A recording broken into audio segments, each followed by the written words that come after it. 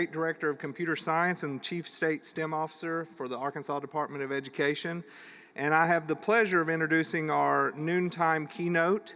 But before I do that, I do want to remind everyone that the ADE STEM unit, along with many of our partners, including Project Lead the Way, who Ms. Robin Scott will talk to you about today, we do have a STEM playground going on currently down in Hall A. We'll be running it today and tomorrow. We have great activities, everything from K8 codable tools to MTA certifications that are free for teachers to take, and we have about 20 different certifications. So please come by and see us. We're also giving away a few door prizes here and there, so sign up for a door prize. That said, I want to introduce our lunchtime speaker because you're here to see her, not me. And as I said, I have the honor to introduce Ms. Robin Scott, who is the Vice President of Engagement of the West Central Region of Project Lead the Way. Those of y'all who don't know, Project Lead the Way is a great partner to our state. We have a lot of schools, including my alma mater, Star City, which is a big Project Lead the Way school here in Arkansas and doing great things for the students. But Robin and her team serve a 12-state region as they work with over 600 districts, 2,500 schools. PLTW currently serves over 11,500 schools across the U.S. offering their programs. And the organization has trained thousands of teachers.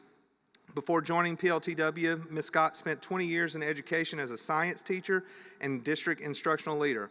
She served Oklahoma as the Associate State Director for Career and Technology Education. She also served on the Oklahoma Science and Technology Council.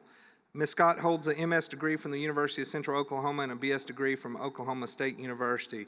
Robin, welcome to Arkansas. Thank you for being here today. Thank you. Thanks. Thank you. Well, I'm excited to be here today. We work with an incredible network of schools here in Arkansas and just excited about the focus that you all have on STEM education and computer science. It's extremely exciting. So I want to start the presentation today with sort of the end in mind. So when Anthony had given us the charge to do this session, he wanted us to really talk about what happens for our students. And so I want to get to that as we go through the programs that Project Lead the Way offers. But I also wanted to sort of set the stage with just this picture of students. These are students from our biomedical science program, and I think they really depict what our end game is and what we hope to do. So our goal is to really give every student through the skill scaffolding that we do from now pre-K all the way through 12, to give them the really transportable skills that will make them hireable no matter what industry sector they decide to tackle. So transportable skills are extremely important for us. And the other piece that we really focus on is how do we connect students in the educational process to future careers. So we want them to really think about the preparation that they're doing as they transition through our courses and their academic courses. Think about what the end game is and what kind of career that they want to have. So those are our two focus areas. As we think about what we try to do in the classroom, we call it transformational learning because we really we do an intensive training piece with each of our teachers. And our goal is that those teachers really empower students. We want students to be engaged, we want them to be empowered, and we want them to be inspired to really think about what can happen if they do the right preparation through these courses. So I really intentionally picked the pictures on this slide. The engagement picture is a picture from one of our 5th grade classrooms. These students are doing an automation and robotics unit. They are, as you can see, very engaged in the learning process. They've done multiple activities and projects leading up to this open-ended problem, and they're actually running their autonomous robots in that picture. So they're very engaged. On the Empower slide, this is actually a young lady who is in our bioscience program. You can see that she's using some techniques and skills that she's learned through the courses. But the comment that she made as we visited with her was very eye-opening. She said that she'd had type 1 diabetes for a long time. She thought she knew everything about diabetes until she took her first bioscience class as a freshman. So that helped me know that we were really giving them the kinds of information to empower them and really inspire them on. And then that final picture is a group of Lockheed Martin new career. They've just signed for a position with Lockheed Martin, and they started that process as high school seniors. So in Texas, Lockheed Martin's working with 4 of the large districts in the Fort Worth area. They actually choose interns based on the course patterns that they've taken, so students that have taken Project Lead the Way. Students spend an entire senior year there, up to 6 hours a week, and the guarantee from Lockheed Martin is that those students are invited back for summer internships, and they're invited back to be engineers on the floor at Lockheed Martin once they complete their degree. So we only had 5 students in the very first cohort. This fall we'll have 60 students in those internships there. But these students have actually completed their degree and are back to take those positions. So hopefully inspiring them by some of the extra activities and events and opportunities that we have through our corporate partners. Students really understand that they apply the learning. So I'll talk a little bit more about the Lockheed Martin internships in just a second. So we do this work through a group of national partners. So not only our large group of network of schools, but different stakeholders that are really vested in this work. So I just threw a few logos up on this slide, but I wanted you to see sort of the vast number of partners that are really working with us across the country. All of them are doing different things, but all of them have one thing in mind. They all need STEM talent, and that's why they're invested in this work. So for instance, Chevron and John Deere are funding schools for us to start programs, and they do it within a 60-mile, 70-mile radius of their facilities. So they're doing it for their employees and really to develop local talent. Lockheed Martin, I talked a little bit about the work they're doing, but they've also done large investment, and they've done it in 6 cities across the country, and their idea was to take a large district and really go end to end with a STEM initiative. So Orlando, Fort Worth, Denver, Washington, D.C. are some of those cities where they've done that investment. Verizon did something very different with us. So they wanted to impact middle schools across the country.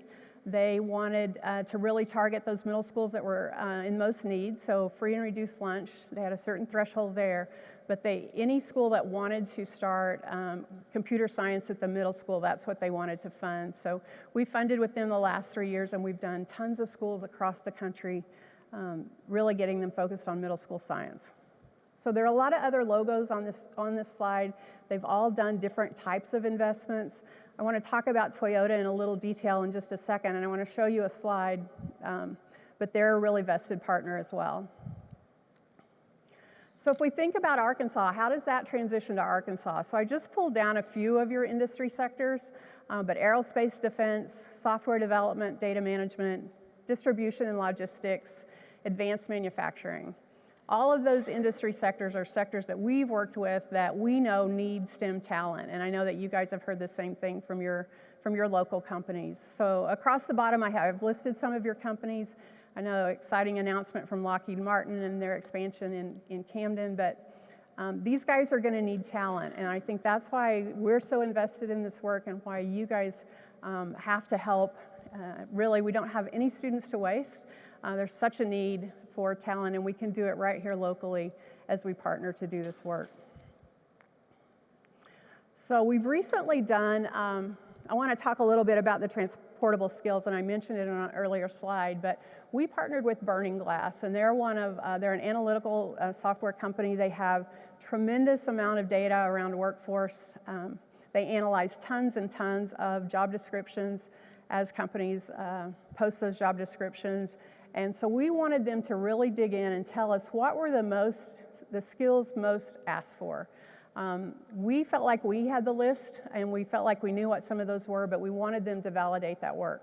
So we gave them a list of 5 different skills, and they analyzed lots and lots of workforce data, and what we thought panned out. So the great thing is that these transportable skills outpace any other skill set as far as needs across different industry sectors.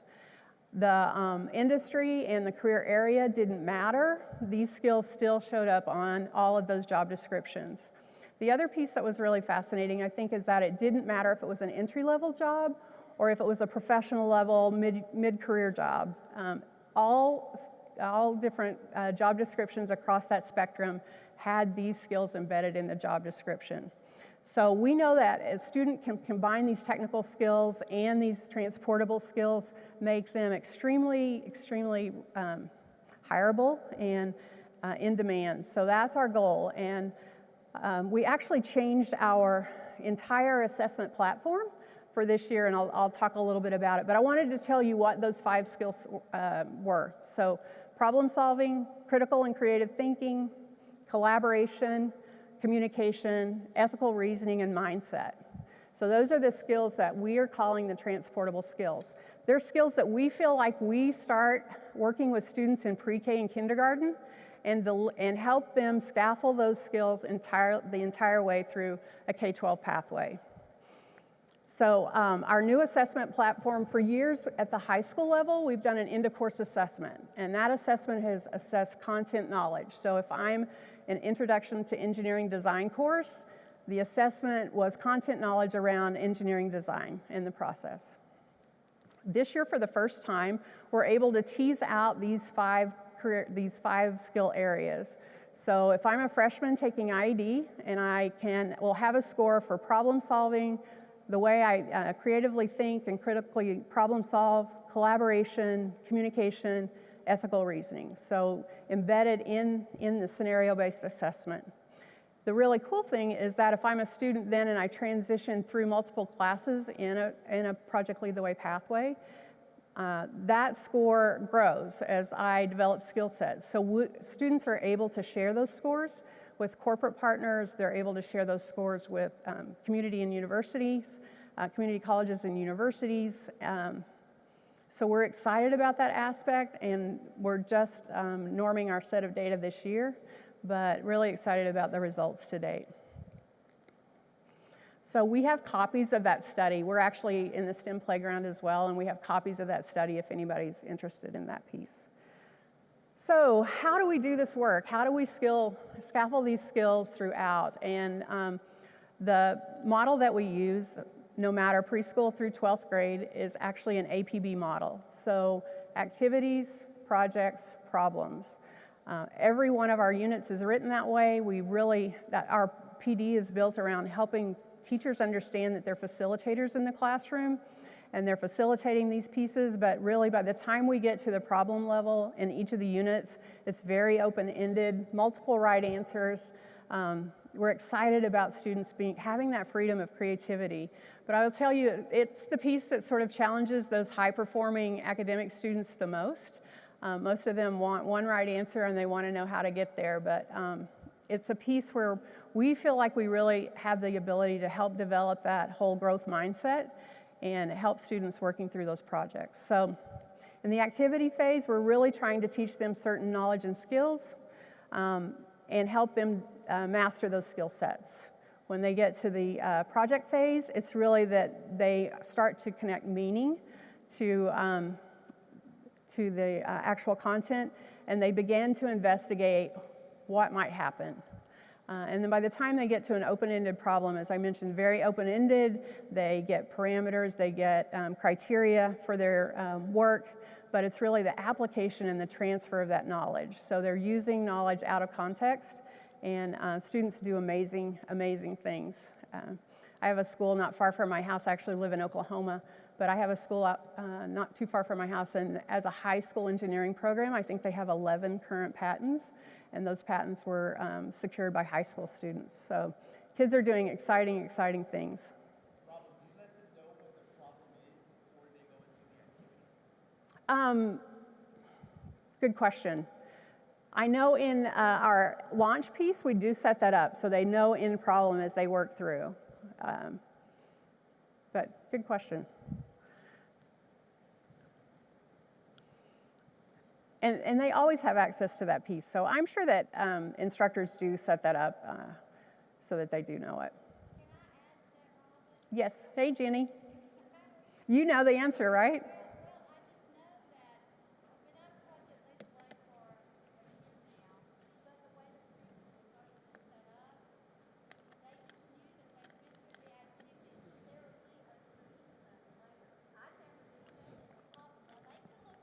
Yeah.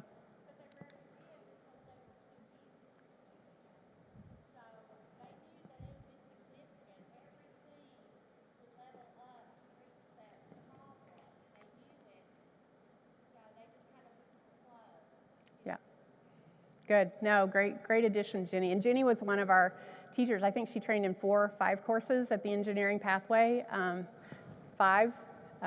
But skills they learn as freshmen in Introduction to Engineering Design, they're going to use that entire design process in EDD, which is our capstone course, where they actually get to pick the problem, but they're using the skill sets to develop the solution. So building each year. So this is a pretty good visual. This is really from our computer science pathway, but it gives you a visual of how we scaffold the skill sets. So we just launched preschool this year, but we've had launched a K-5 content area for several years, and it's been incredible. And I know that I sort of had misgivings about, okay, what is this going to look like for elementary schools? And visiting a school that very first pilot year, I was talking to a 2nd grade student, and he was intently working on his project. And I kept asking questions, and I could tell he was sort of irritated that I asked those questions because he was so intent in working on it. But finally, I just said, so what are you going to do if this doesn't work? And he was a 2nd grader, and he kind of rolled his eyes, and he looked at me, and he said, this is my 2nd iteration. And I thought, okay, first of all, he knows the vocabulary he's supposed to be using. He understands that it's an iterative process and that it's okay if he fails the first time. So I feel like as students progress through this, through our launch program, our gateway program, and then our high school pathways, that they really develop that fortitude and scaffold those skill sets. So for those of you that don't know, we actually have 3 pathways, and these pathways, again, start elementary to high school. We have biomedical science, computer science, and engineering. I want to sort of walk you through these. So this is a course list of engineering, and it's definitely our most robust pathway. Project Lead the Way started about 20 years ago, and we actually started at the high school engineering level, and it was based on a local need from a local industry and a skill set that they didn't see from their students coming out of the high school. Very grassroots effort, and now 20 years later, we've totally grown these 3 pathways, and we're in every state across the country.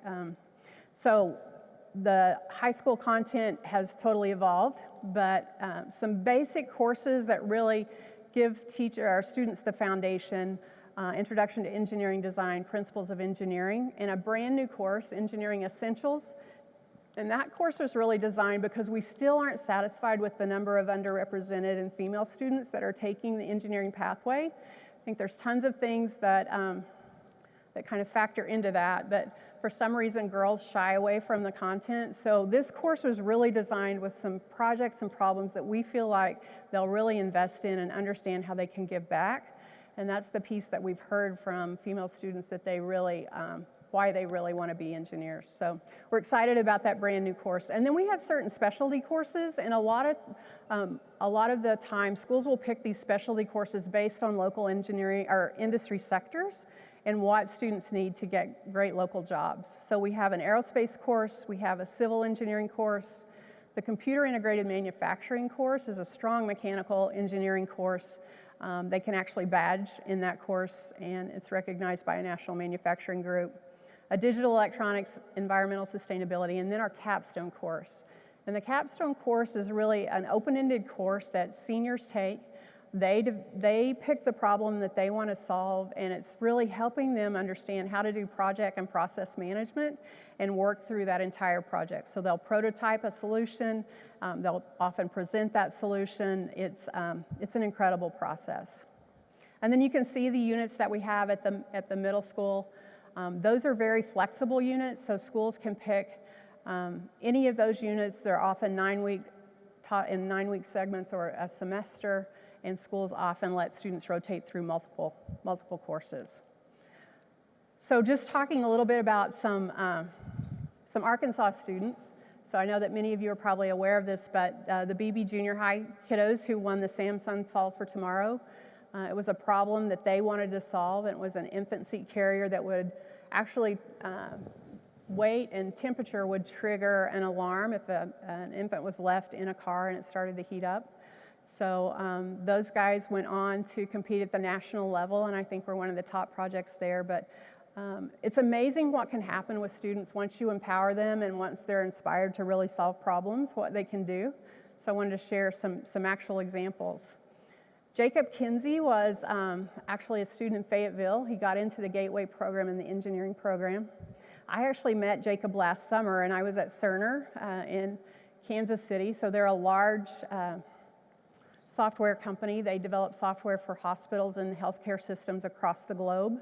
They, at one point, needed 11,000 programmers. That's what their goal was, to hire.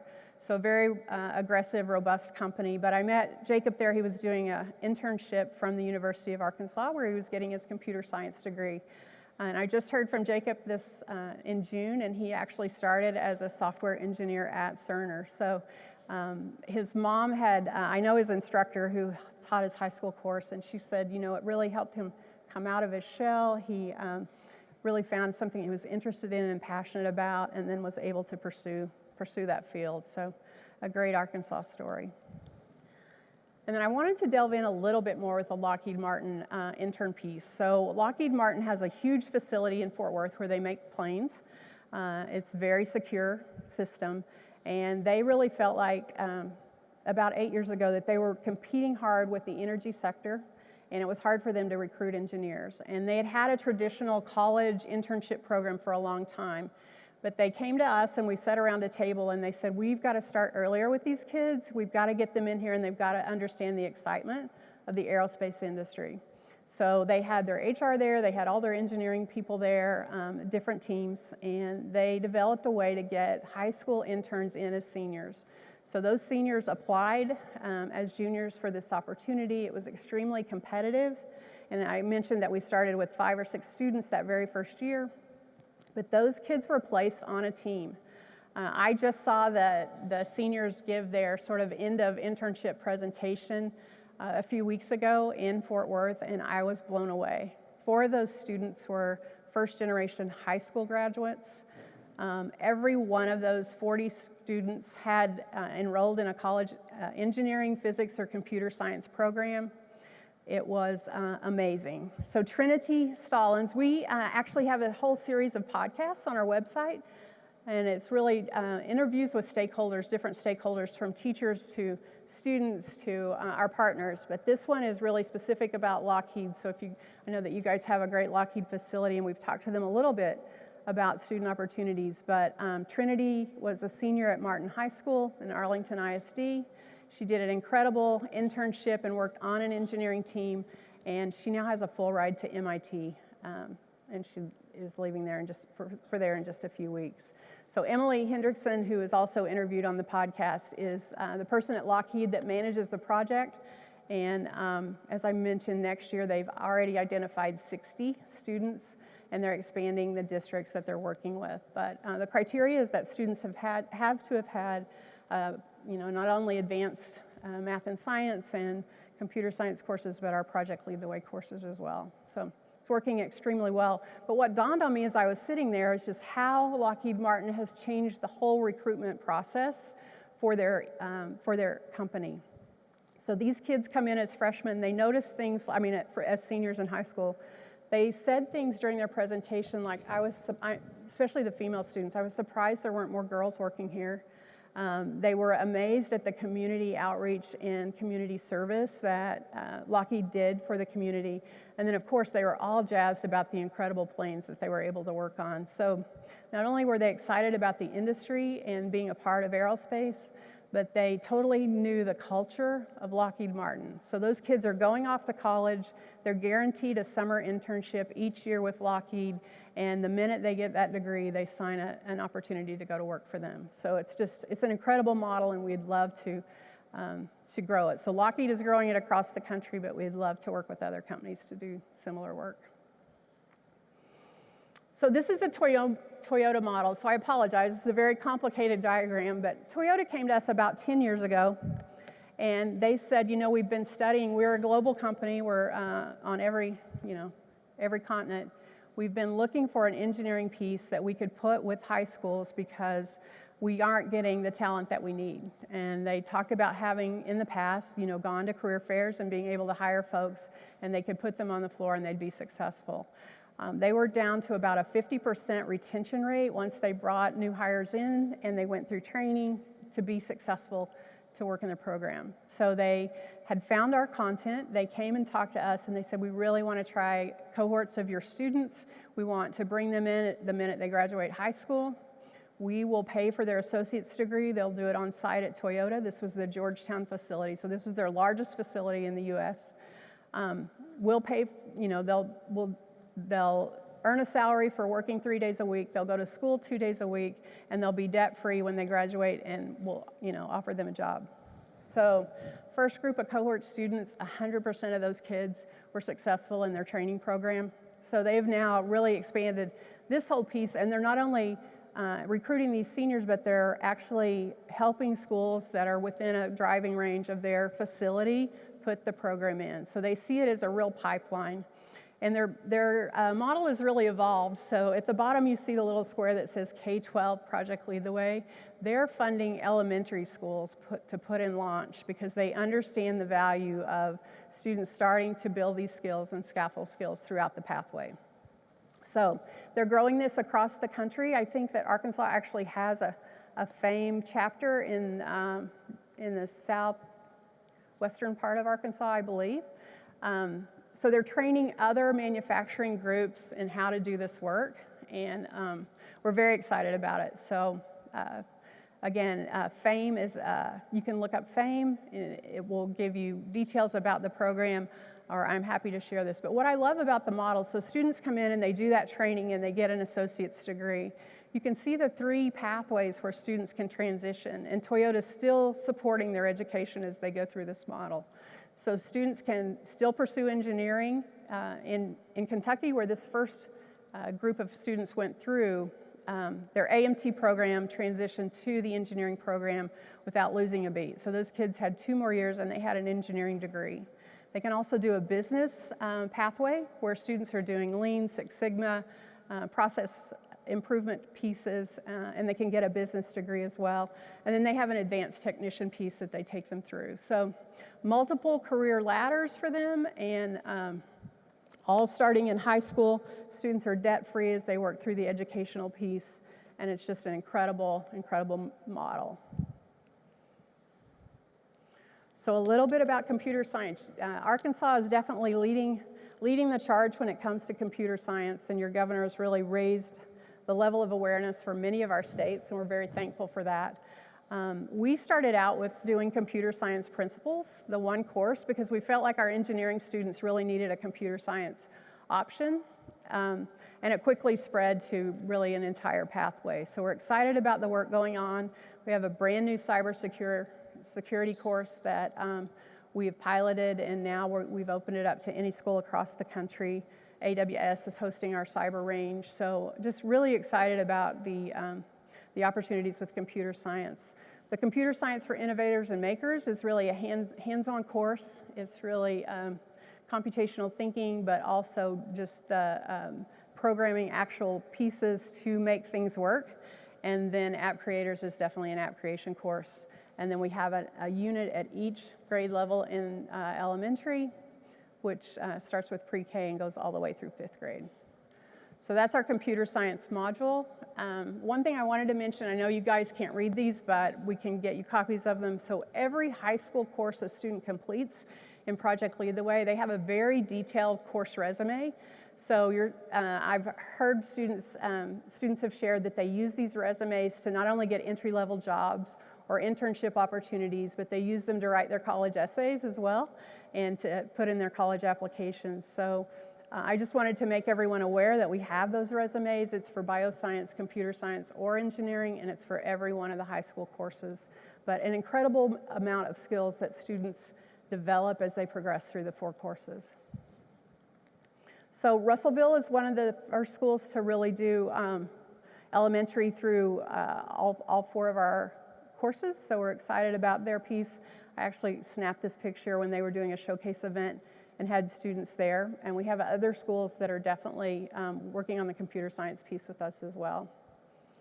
So I want to just talk a little bit about the final pathway. So the bioscience pathway, I was actually associate state director for CTE in Oklahoma when this pathway was developed, and we were one of the states that invested with Project Lead the Way to get them to do this. And what we found is that we had robust allied health programs traditionally in CTE, and they were doing really well. but we weren't getting enough kiddos into med school or really thinking about those professional level health degrees. So we wanted something different to really inspire those students. So we worked with Project Lead the Way. There were 8 states, Maryland, Indiana, Missouri, Oklahoma, can't remember the other 2, maybe South Carolina. Anyway, we invested in the development of the 4 high school courses. And the goal was we wanted students to be able to not only have incredible technical lab skills, but to be able to research, to do all those things and expose them to multiple careers. So those courses were developed over time. So the first one is really introducing them to the whole gamut of bioscience careers and really starting them down those technical skill training pieces in the lab. Human body systems is much like anatomy and physiology, but it's really thinking about the body as in terms of whole systems. So a little bit different approach. Medical interventions is probably my favorite course. I'm an old biology teacher, and it's really small scale biology. It's really leading edge, things that I didn't do till grad school. These kids are actually doing in the lab. And then the final is a capstone course where students actually get to pick the research that they want to do, and it's pretty intense. So I have a couple of pictures, but I just wanted you to see the level of engagement. So these students are doing amazing labs. Every unit has intense lab skill development, and students are using amazing equipment to do this work. But they're doing really sophisticated research. I snapped this picture just a few weeks ago at a senior poster night where students were sharing their research. And it was at a university, and some of the university professors were just so vocal and impressed with what the students were doing, and couldn't wait to recruit. So it was a good piece for them, but very detailed research. I just wanted to mention Star City. So Star City is a school that we've really highlighted on our national summits. And that's where Jenny taught. So that first team did an incredible job in a very small rural school. And I wanted everyone to realize that this model works whether you're a large suburban school like Russellville or you're a small rural school. But they did all five of our programs very early on and really embraced it. And they were recognized as one of our distinguished districts recently, the only one in Arkansas. So I wanted to give them a shout out for sure. Yes.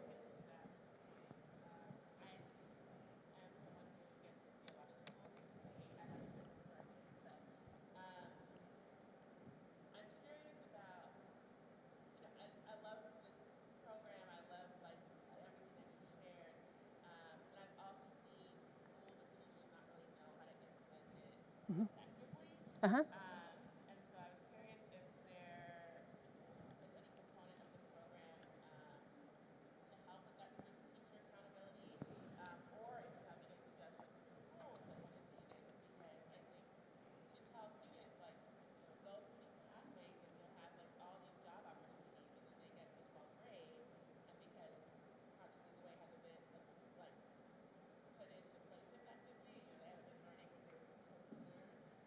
Those opportunities actually aren't there. And then also thinking about the stakeholders on the other end, like funding all of this, and getting a workforce that's not quite there either. So I don't know if that's something that you all have seen or like you have any sort of advice on.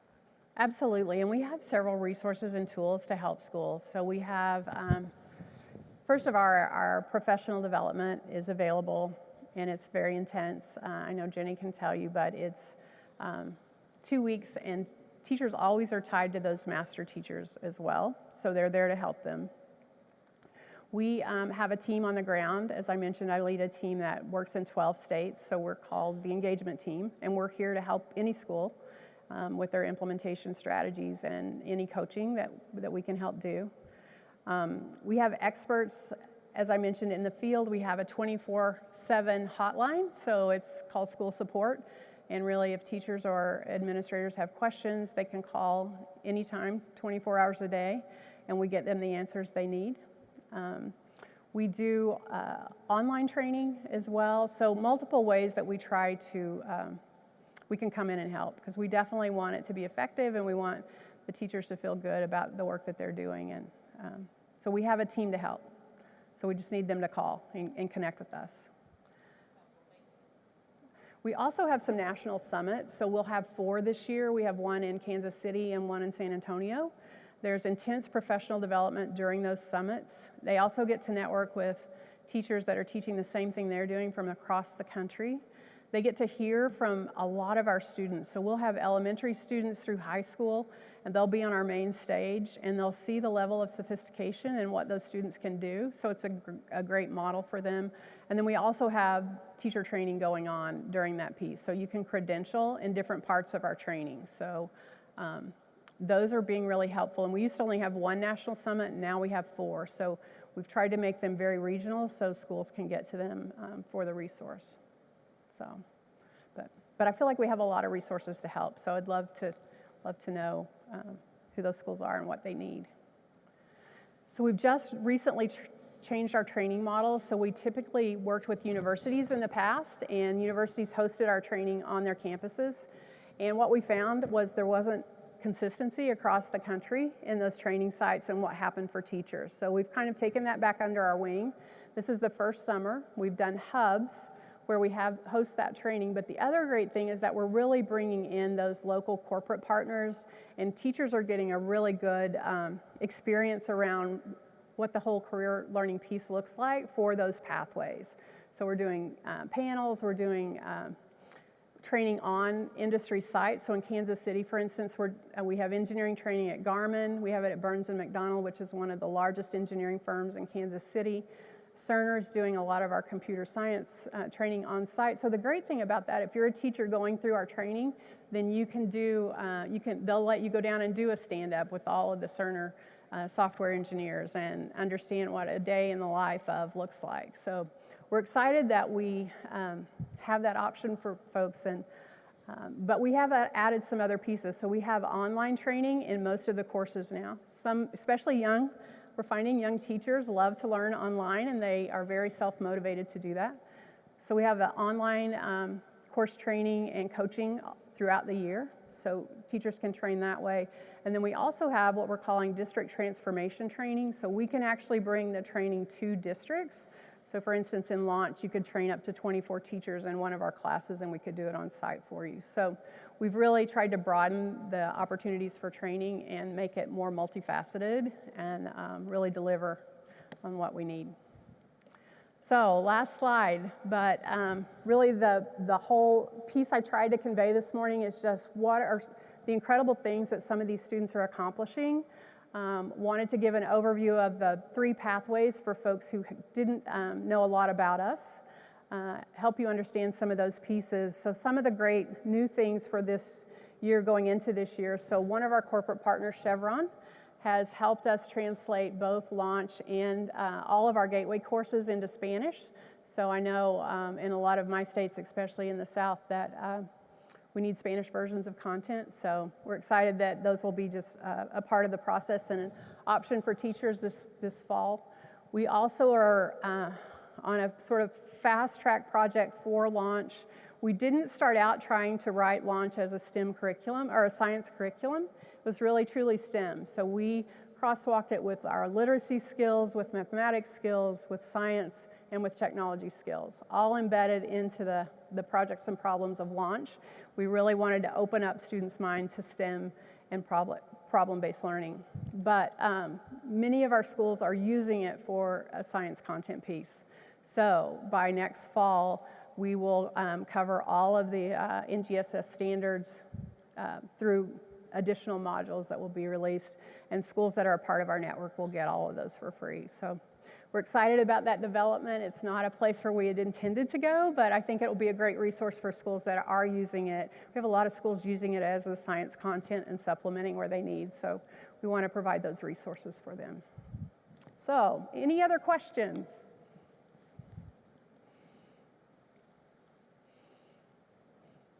All right, I think I have one of the best jobs in the world because every day I'm in schools, and the piece that I'm so amazed always is in my conversations with students and the things that they're thinking, the things that they're so creative and that they're doing. They're inspired to learn. I know often when we'd go in schools in the early days, and math and science teachers would be worried that it would pull students out of their advanced math and science courses, and we've seen just the opposite.